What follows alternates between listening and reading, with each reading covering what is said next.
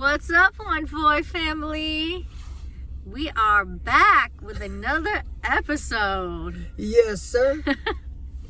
We are at the park right now watching our daughter play, and we wanted to tell a story about the birth of our son. Yeah. Go ahead. Kick it off. Okay. Kick it off. Here's a really unique, fun birth story. So, You nervous? I haven't done this in so long. I feel weird. But we at least wanted to get this story out because it's super fun.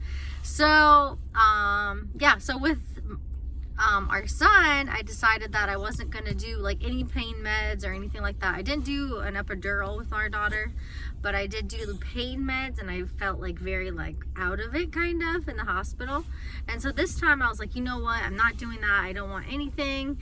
And so I asked my midwife when I was in for an appointment, I said, like, how long do I need to wait before I can go into the hospital? And she's like, oh, since you don't want an epidural or anything, you can really wait till your water breaks.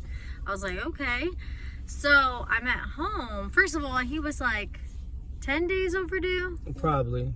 Yeah, he was like, yeah. And then going into like the second week, I think. Yeah, and then they were talking about like you're gonna be induced on Sunday. They made the appointment already, and I was like, oh my gosh, like I do not want to be induced. Like that's like horrible to me. And so, we were just like thinking of that. And so, anyways, I don't think I did anything this time. With our daughter, I did like a castor oil, like midwife cocktail type thing. But this time I didn't do anything. And I remember I started to feel like period, like cramps kind of the night before. And I was like, oh, wow. Like, because with her, I felt like nothing. At the park? Was at the park? Yeah, we were at the park outside. I had a really good pregnancy, actually. Like, very, like, active, like, running around, like, I felt like pretty normal, besides I felt like my stomach was gonna pop. I just remember like so uncomfortable, like doing the fat man roll off the bed and stuff. So anyways, so I kind of felt period cramps that night, and I was like, I think I may be getting close to labor, we'll see. And I was like, kind of. And anyways, by the next night, it was like more strong, and I remember I was like, well, maybe like the next day, I think maybe the next day it's gonna happen. And so I was at home around like 1 o'clock, and like I was having like contractions, which I keep saying like period cramps because that's what it feels like, a strong like cramp feeling. Right. And I remember the first time I really didn't know anything about like contractions and stuff, but this time I took my time to like learn a little bit, and just that they really last for like a certain amount of time, and then you have like a minute 30-second break in between. Right. And so that's what like got me through. I was like, you know what, I'm just gonna keep waiting until the pain gets worse before I go in. And we were like 20 minutes from the hospital, 25. Yeah, probably about 20-25 minutes from the hospital, and it was just. And so I was like sitting like I would go down in like a crouch position kind of, and just like count to like 30. I was like 1, 2, and like just kind of like breathe and like just kind of like feel it. When it was happening? Yeah, like when we were at home, we were still at home, and I was like, I wasn't thinking, and then I was like, I started to get worse and worse and like more frequent, which I wasn't paying attention to that. And I know you're supposed to pay attention to that. I was like, well, we need to call my mom to make sure she can take care of her daughter. Well, you were on the floor and I was crawling around, trying to find relief. I mean, it's really trying to be comfortable. Yeah, it's really, you're just trying to find, it's like being sick. You're trying to get comfortable. You're trying to find relief. And so I was finally like downstairs on the ottoman. My mom was on the way, and Aviana, she woke up by this time, our daughter, and she's like, she yelled up at you, remember? She's like, Dad, hurry up. Mom's panicking. Which I did not want her to see me like that, because I was like, oh. And mind you, it was like 4 a.m., 4 a.m. Yeah, but this time I think it was like 5. We were about to like leave 5:30. Right. And so anyways, my mom came, we quick got in the car. By this time, we were in this car, in the Mitsubishi, right? And I was up front, and I was like, oh my gosh, like it was feeling so intense. I was like, oh my gosh. So I'm driving, I'm scared, nervous, and crying. Oh, in between each contraction, how I said that I paid attention. I was like putting away dishes, like between the contraction. I was like hop up, and I would be like, let me quickly do this. she was trying to clean up before we went to the hospital. Because I was like, oh my gosh, I had another contraction's coming. I only have like 30 seconds to put these dishes away, and then I had to go back down. Right. And I'm driving. We get in the car. We finally driving. She's telling me to like, I could. Well, like, first of all, I went to the back. No. You told me to slow down or something. I was saying you don't have to drive so fast because I'm thinking he's like, turning corners and stuff, and I'm getting whipped. By this time, I went from the front seat to the middle, because in between each contraction, I was like, let me move, because I had a plan that I was going to go in the back of the trunk, because I had to clean it out before we went, like the trunk, so there was nothing in there. And I was like, I'm just going to like be in the trunk if I have to. So she went from the passenger seat to right here, the back seat, and then next thing you know, we got to the hospital. Oh, but remember, we were going the wrong way. The map. Oh, yeah. We put in the map, but we had never actually visited the birthing center, which was by all of our appointments, but we never actually took the time to look at it because, second kid, we're like, whatever. I'm sorry, guys, if I'm looking around like I'm lost. We're at the park and I'm trying to look for our daughter over here somewhere.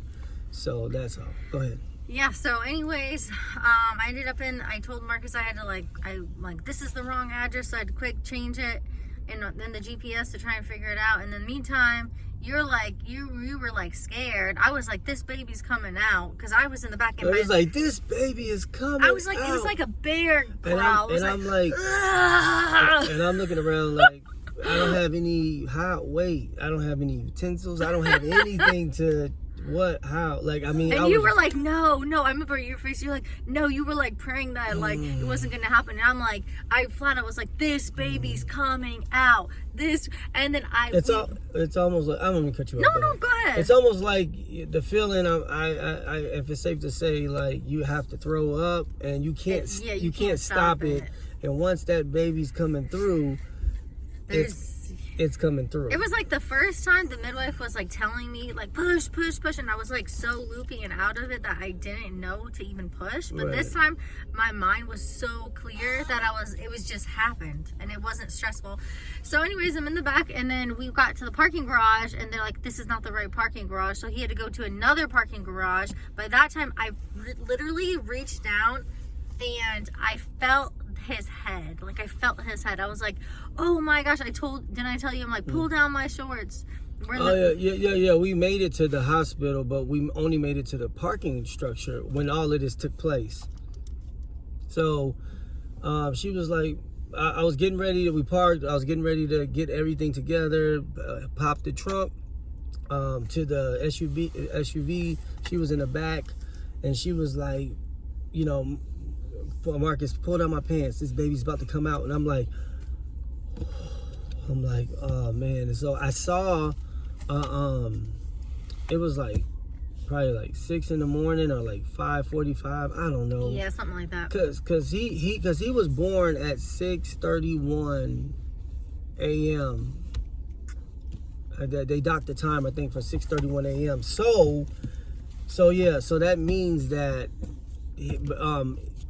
probably maybe 45 minutes before that, all of this was taking place. Anyway, I saw a lady going to work. What's her name? What was she? OBGYN. She was on her way to work, and I told her, help. I was like, hey, my wife is about to have a baby. So she just dropped her bag. She ran over to the SUV, at the back of the SUV.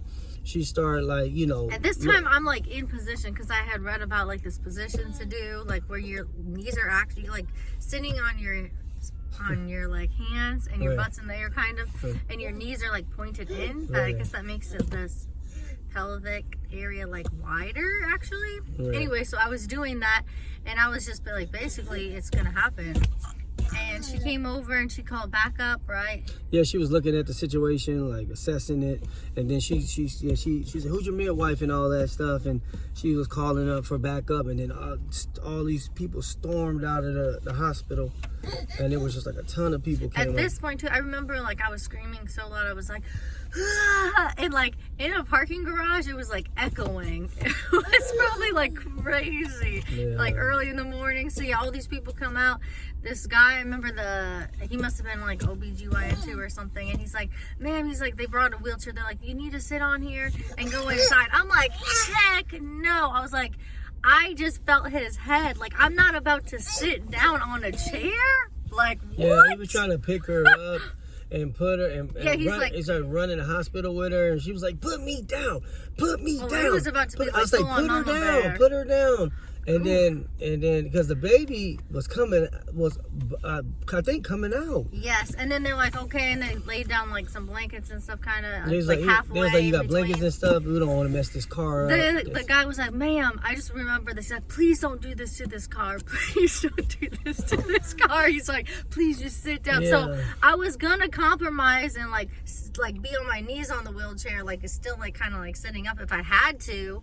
But I really just wanted it to happen right there. And then they kind of like picked me up, and at that moment, he literally slipped out. He literally slipped out, and Atlas was out. Atlas was born. Yeah, and they the guy that was actually helping us, he cut the cord, and I'm thinking to myself, like, I was supposed to do that. And I'm thinking to myself, we weren't supposed to. We were gonna wait. But all glory to God. We're grateful to have baby boy super healthy in the building. 10 fingers, 10 toes. My little man, Atlas Michael Foy. Atlas, that's his name. Atlas.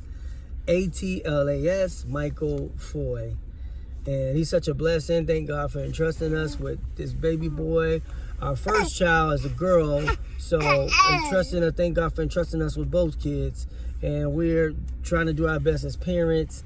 And we're going to be trying to post more often to the One Foy Family channel so that you guys can get updates and see what's really going on with us. We got things that we've been doing, but we just haven't been documenting it. And maybe as we post, we'll maybe go into we'll give a little back history or backstory on how things came about, on where we at right now, and where we're trying to go. Right? So yeah. So anyways, everyone at the hospital knew about the birth of Atlas. They're like, "Oh, that was you." Like, everyone that was coming over to me like the whole couple of days, they're like, "Yeah, we heard about that." Right. I'm like, "Oh my goodness." And this story is long overdue, and we were gonna do it like right away. He's 6 months. Yeah, now, so we're like, some stuff isn't as clear. Yeah, exactly. He made 6 months yesterday, and the thing is like, we didn't give every single detail, but for the most part, you guys get the gist of it, right? He was born in the back of a Mitsubishi Outlander SUV. Yeah, and yeah, that's it. All right, cool. All right, we got to get back to real life. Yes, sir. Bye.